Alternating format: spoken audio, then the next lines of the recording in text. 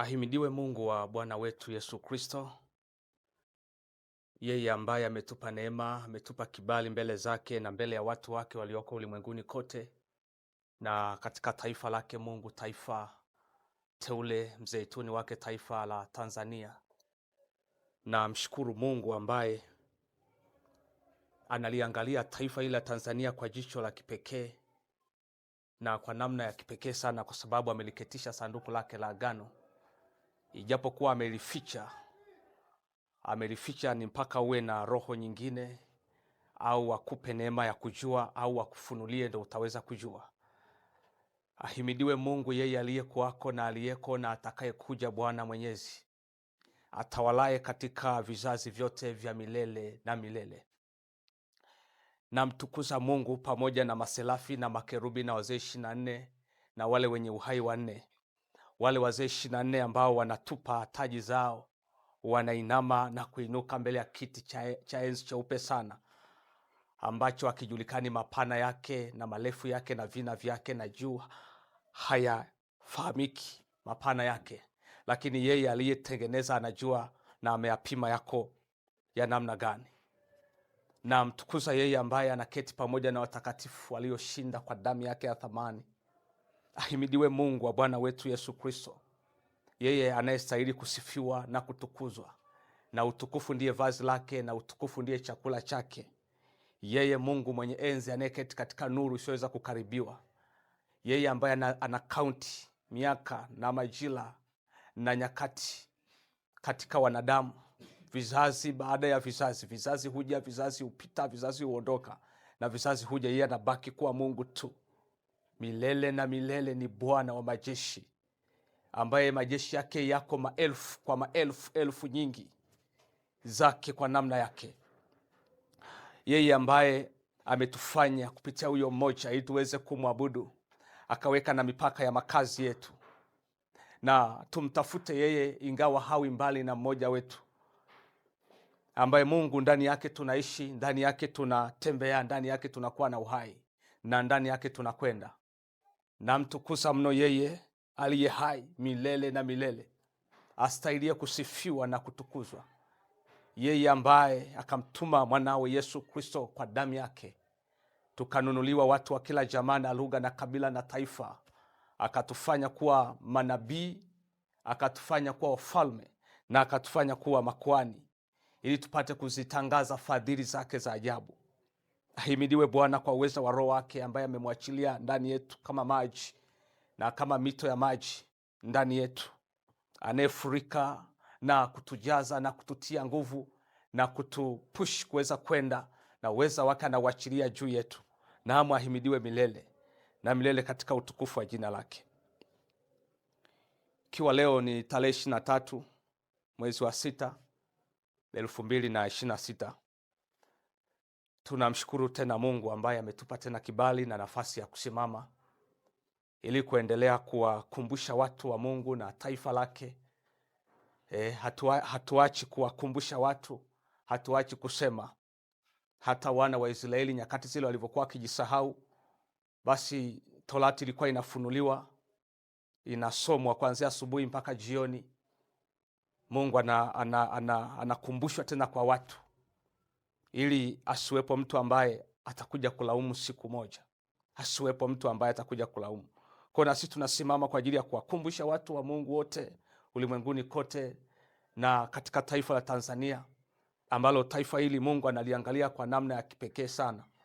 Na ndio maana tupo kwenye kazi ya kuendelea kuijenga na kuisimamisha madhabahu ya Mungu katika taifa hili, ili Mungu apate kutawala tena, ili Mungu apate kusimama na watu wapate lilifu zao, watu wapate neema kwa Bwana.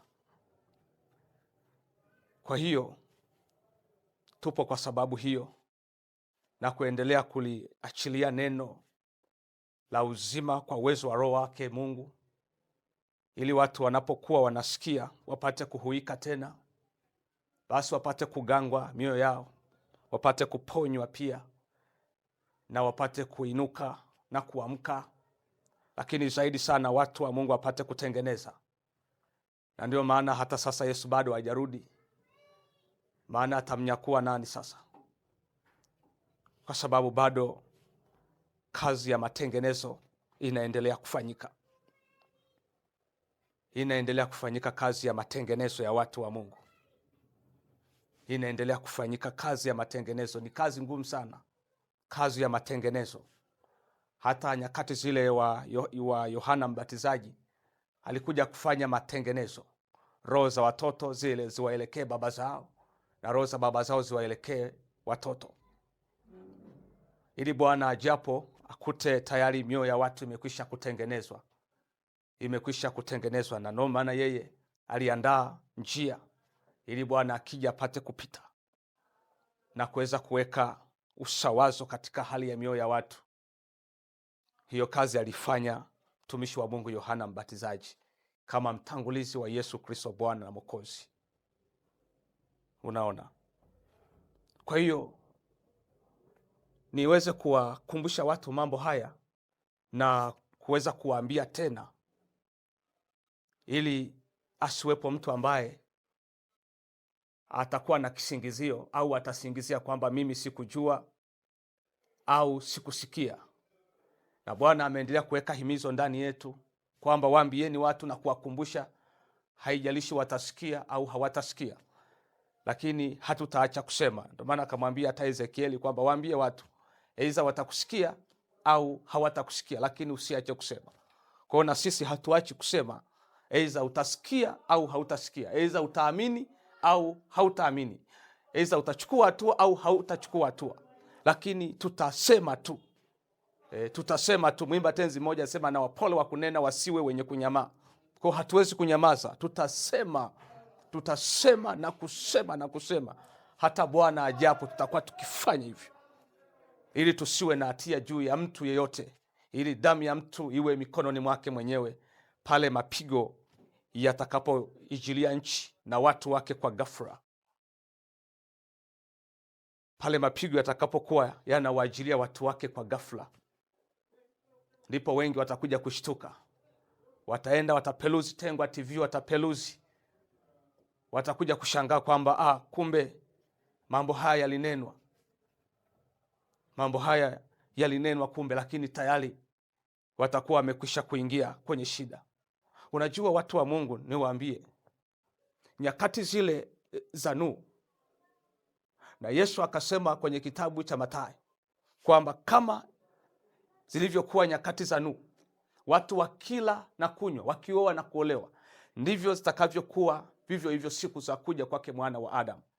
Na nyakati tulizo nazo ni nyakati za mwisho, na sisi tunaishi kwenye unabii ulionenwa kwenye maandiko. Kwa mtumishi wa Mungu nabii Danieli alinena habari za nyakati hizi. Yohana aliandika kitabu cha Ufunuo alinena habari za nyakati hizi. Akina Petro na akina Paulo walinena habari za nyakati hizi, walizinena. Sasa anaposema kama ilivyokuwa siku za Nuhu, kwenye ile Mwanzo sura ya 6 na sura ya 7 mpaka sura ya 8, hasa unaona nyakati za Nuhu watu walikuwa wakila na kunywa, wakioa na kuolewa.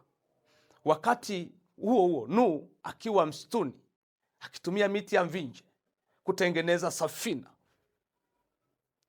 lakini watu hawakujua kwamba mbele yao kuna gharika, kuna mvua itanyesha siku 40, usiku na mchana. Itanyesha mvua usiku na mchana dunia yote. Kwa unaona shida ilikuwa nini kwa hawa watu? Kwa nini Biblia imetaja sana habari za kula na kunywa na mavazi, halafu habari za kuoa na kuolewa? Maana yake hawa watu concentration yao au kipaumbele chao walikiweka kwenye habari ya kula, kuvaa na kunywa pamoja na kuoa na kuolewa. Kwa hiyo kwenye mioyo yao wakasahau kwamba wao hawakujileta wala hawakujiumba. Rabon, hawakujileta wala hawakujiumba.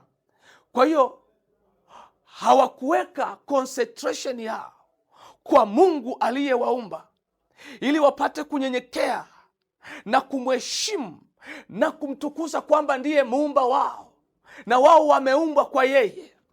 Wakaiacha hiyo kona, wao wakakwea kwingine, kwenye chakula na kwenye mavazi na kwenye kula na kwenye kuvaa na kwenye kuoa na kuolewa, ambapo kibibilia mambo haya yanaitwa masumbufu ya maisha haya au masumbufu ya dunia hii. Kwa lugha nyingine ni shina la uchungu. Wakawa bize hapo. Kwa hiyo wakati Mungu ananena na Nuhu alikuwa tayari amekwisha kuwaambia, lakini hawakusikia. Wakajikuta wanaingia kwenye shida ambayo hawakuwahi kuiwaza hata siku moja, na hawakuwahi kuifikiri hata siku moja. Kama tu hivyo wewe ambavyo unapuuza maneno ya unabii, ambapo huzingatii kwa sababu kuna mlango fulani wa kanisa unaingia, kwa sababu kuna jengo fulani unaingia, lakini haujui kwamba kuna uharibifu unakuja kwa ghafla, kuna njaa inakuja kwa ghafla na imekwisha kunenwa, kuna mvua za vumbi zinakuja, magonjwa yasiyokuwa na majina, vita mahali, machafuko mahali vinakuja, na hapa tupo ni mwanzo wa utungu. Lakini usijue ni kwa sababu unaona kama ni amani.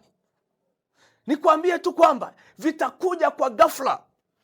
Utajikuta familia yako inaondoka vivi hivi, inapotea na kuangamia. Lakini usijue kwamba tunavyokuwa tunaachilia hivi, Mungu anakutaka uweze kutengeneza. Unavyoiona Biblia hii yote imeandikwa kwenye vitabu 66 ni matengenezo.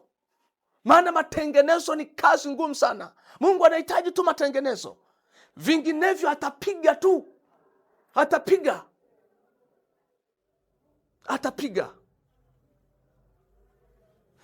Niende kona nyingine.